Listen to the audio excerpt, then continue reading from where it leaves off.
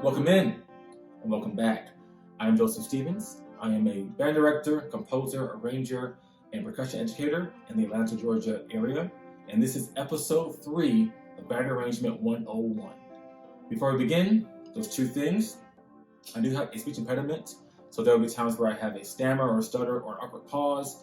And the last thing is, these are only my ideas, my opinions, my tips and tricks of all things band arrangement. These are never going to be the end-all be-all, just my guidelines of how I approach the medium. All that being said, let's hop right in.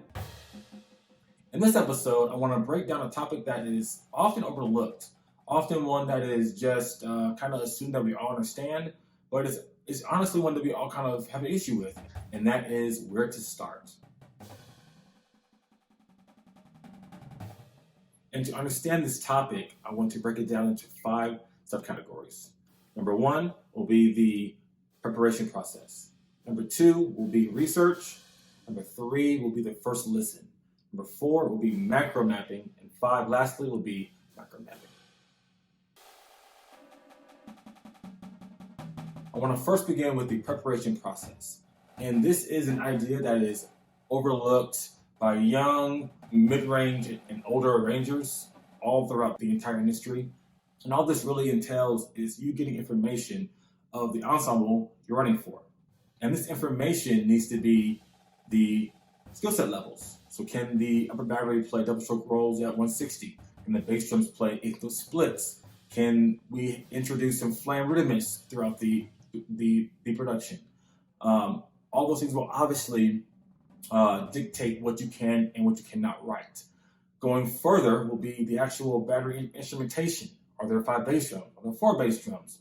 Do the quads have 4 drums, 5 drums, 6 drums? What are the drum sizes? Is there a cymbal line? All those things will dictate what you can and cannot write. And then beyond instrumentation, I would highly advise trying to find audio and visual of previous shows or previous warm-ups of them playing. And finally, I would ask the director or the staff for the current exercise packet. And this will give you a virtual insight into what they can play and what they are working on for the past 2 months and how to incorporate that into what you're writing for them. Moving on to research. Now, this will mostly entail you hearing and understanding the source material of the project you're working on. So, is it a rock tune? Is it a concert band piece? Is it a classical piece that is arranged for marching band? All those things will be important to understand as you are trying to have the energy or have the style or just the overall mood be the same way that was intended by the director or by the composer of that set piece. Now for the excerpt.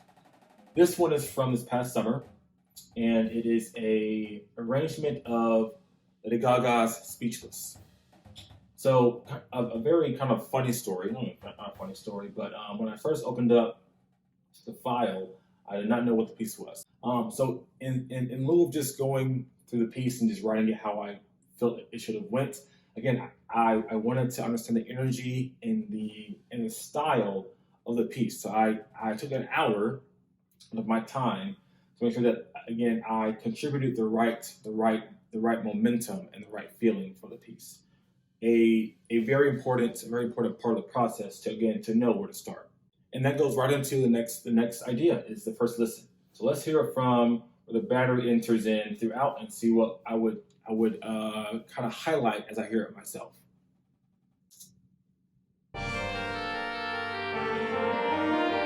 So here we have a solo still with the wind in front accompaniment. If no builds here, probably added here with the battery. If no build, fill here to bring in the winds again in the front. Very open accompaniment, always kind of busy.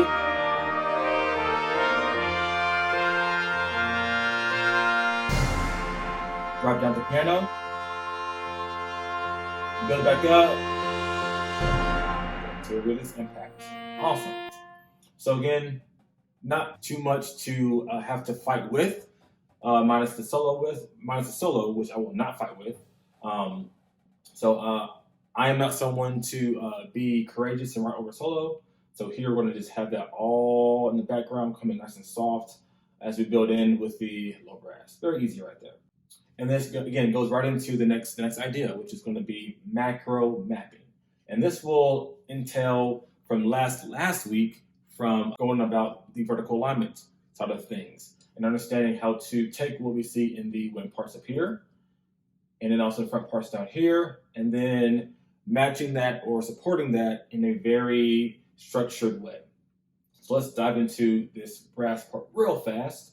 So we have reps 2, 3, and 4, and 2, 3, and 4, and 1, and 4, and 1, 2, and 3 is 3 down here in the low brass, and then count 4 is here, and then we drop down to that kind of marking after the forte accent.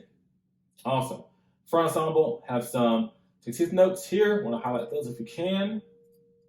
Some nice alignment right there, so as well as here towards the end of the phrase. So again, lots of room to expand things, but also things to actually hold on to as well as we go through the macro structure.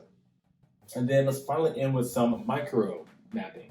So here, obviously, I already have my battery part written here, but I'll just go through here and I'll just say, as I'm again going through and hearing for the first few times, I'll just put in here quad entrance, snare entrance, bass drum entrance, all these things here. And I will probably already have this written out, at least the snare part here as the fill to bring in the winds in again after this part. And then here, nothing really here. I'll probably just put a big FP here to make sure I drop down with the winds and then build here. So obviously this is a very low detail part as we're in the ballad. It could also be quad feature or snare intro or a snare featurette or snare solo or ostinato here or light bass quad groove here. Those things. Again, just give you an idea of what you want to kind of see in there or hear in there prior to the actual writing process.